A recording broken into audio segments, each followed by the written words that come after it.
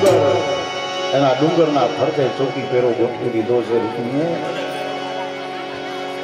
એ જ્યારે એ અભિમાનીઓ, એ મહાન બનેલા રાજાઓ, ભગવતી દેવી રૂક્ષ્મણી સાક્ષાત લક્ષ્મીનો અવતાર, રૂપ રૂપના અંબા, સોળે શણગાર તૈયાર છે. જ્યારે ડુંગરના પગથિયા ચડે ત્યારે રાજાઓ મોહાદ થયા, એની દ્રષ્ટિ બગડી. અને ત્યારે રૂક્ષ્મણીજી વિચાર કરે છે કે હું તો જગતની જનેતા છું, હું તો માં છું. અને મા ઉપર જ્યારે દીકરાની દ્રષ્ટિ બગડે ને તો ધરતી રસા તાળમાં સમાઈ જાય. અને ત્યારે મા ભગવતીએ પોતાની આંખોમાંથી દિવ્ય તેજ પ્રગટ કર્યું અને તેજ જ્યોતિથી બધા રાજાઓ મૂર્છિત થઈને ઢળી પડ્યા. પછી મા અંબાની પૂજા કરે છે, હાથમાં પૂજાનો થાળ છે.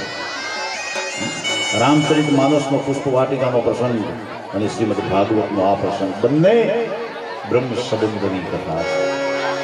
રામને મેળવવા માટે માં ભવાનીની પૂજા કરી જાનકીજીએ, અને આજે કૃષ્ણને મેળવવા માટે રૂક્ષ્મણીજીએ અંબાની પૂજા કરી છે. મૂળમાં શક્તિ છે, શક્તિ વગર ઉદ્ધાર નથી. જય જય ગિરિવર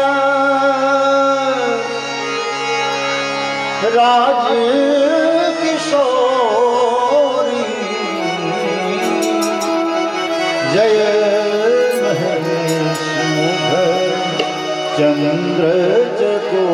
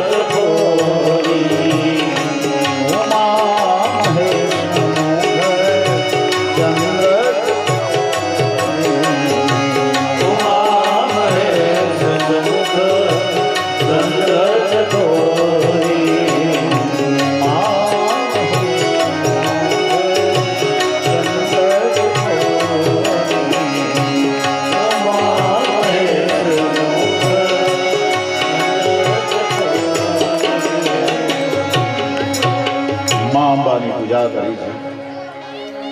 અને આમ પૂજા કરીને મંદિરની બહાર નીકળે, દ્વારિકાના રસ્તાની સામે બીટ માંડે, ધજા પતાકા બાંધેલો રથ ભગવાનનો સડસડાટ હાલ્યો આવે છે. રૂક્ષ્મણીજી પગથિયા નીચે ઉતરે છે, છેલ્લું પગથિયું બાકી રહ્યું ત્યાં તો રથ આવીને ઊભો રહી ગયો એ પગથિયાની પાસે. વાહ મારા નાથ, ધન્ય હો ધન્ય હો. એ પૂજાની જે થાળી હતી સાહેલી સખીના હાથમાં દઈ દીધી, ભગવાનને વંદન કર્યા છે અને ભગવાન શ્રી કૃષ્ણએ રુક્ષ્મણીજીનો હાથ પકડી અને રથમાં બેસાડી દારૂકને કીધું કે હવે પવન વેગે રથ દોડાવી નાખો. પવન વેગે રથ ત્યાંથી નીકળો. જોત જોતામાં તો ક્યાંય અદૃશ્ય થઈ ગયું, ધૂળની ડબરી ઉડી. રૂકમીને ખબર પડી કે કૃષ્ણએ આવી અને રુક્ષ્મણીજીનું હરણ કર્યું છે. એટલે દોડતો આવ્યો, ઓલા રાજા જે મૂર્છિત થઈને પડ્યા હતા ને એને જગાડ્યા.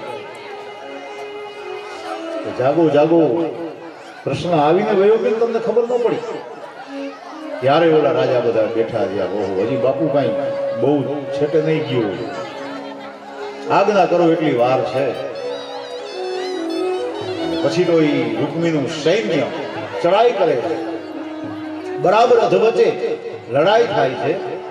દાઉજી મહારાજ પણ આવ્યા છે. રૂકમીને ખંભની હારે બાંધી દીધો અને કીધું કે હવે ઊંચી આંખ કરીને દ્વારિકા સામે જોતો નહીં, જા. રૂકમી ગયો પણ અપમાનનો એક ખટકો મનમાં રહી ગયો. ભગવાનનો રથ દ્વારિકા આવે છે, આગતા સ્વાગતા થઈ છે, યાદવોએ સ્વાગત કર્યું છે.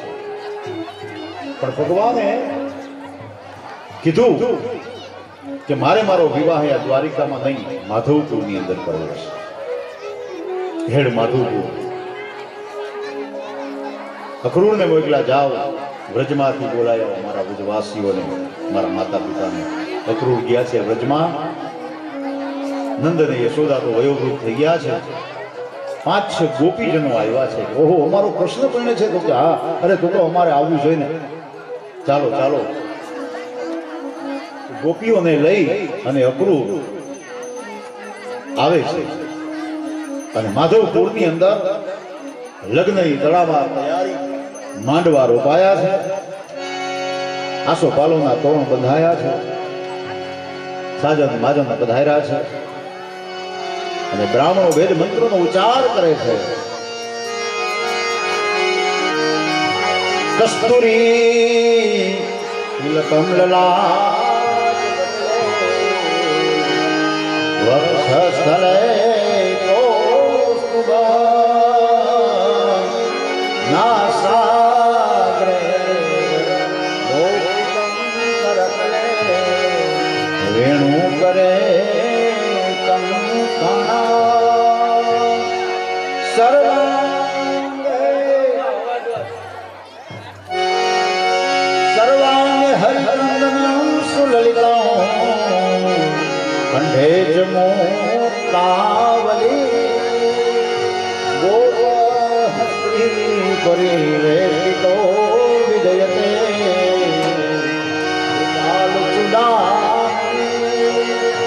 મંગલમ ભગવાન વિષ્ણોર મંગલમ ગરુડધ્વજઃ પુંડરીકાક્ષઃ સર્વમંગલાય ધનો હરિ. બ્રાહ્મણો વેદ મંત્રોના ઉચ્ચાર કરે છે, મંગલાષ્ટક ગવાય છે, ઢોલ નગારા ત્રાસા શરણાઈઓના નાદ છે, ગુંજે છે. અને વિવાહની આમ તડામાર તૈયારી, માધવપુરનો માંડવો અને યાદવ કુળની જાન. એ કેવો શુભ સંયોગ છે. અને ત્યારે ગોપીઓ તો લાંબા હાથ કરી કરી કનૈયાને લગાવે. એવા મંગલ ગીતો ગાય, એવા મંગલ ગીતો ગાય કે વન રાતે વનમાં